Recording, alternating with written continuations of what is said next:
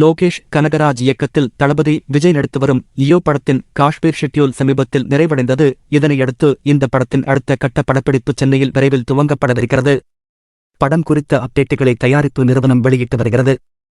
இருப்பினும் ரசிகர்களின் ஒரு கேள்விக்கு மட்டும் இன்னும் விடை கிடைத்த பாடில்லை. இந்த படம் லோகேஷ் சினிமாட்டிக் யூனிவர்ஸ் அடிப்படையில் உருவாகிறதா அல்லது தனிப்படமாக உருவாகிறதா என்பதுதான் அந்த கேள்வி. படப்பூஜையின் போது கைதி படத்தில் நெப்போலியன் என்ற போலீஸ் கான்ஸ்டபிளாக நடித்திருந்த மரியம் ஜார்ஜ் கலந்து கொண்டிருந்தார். மேலும் படக்குழு காஷ்மீர் சென்றபோது படக்குழுவுடன் விக்ரம் படத்தில் ஏஜென்டினாவாக கலக்கிய வசந்தியும் இடம்பெற்றிருந்தார். இதனால் லியோ படம் எல்சியோவில் இடம்பெற்றுள்ளதாக ரசிகர்கள் டீகோட் செய்தனர். இந்த நிலையில் விக்ரம் படத்தில் அமர் என்ற படத்தில் நடித்திருந்த பகத் பாசில் லியோ படத்தில் விரைவில் இணைகிறாராம். அவர் இந்த படத்தில் அமர் என்ற கதாபாத்திரத்திலேயே நடிக்கவிருப்பதாகவும் தகவல் வெளியாகியுள்ளது.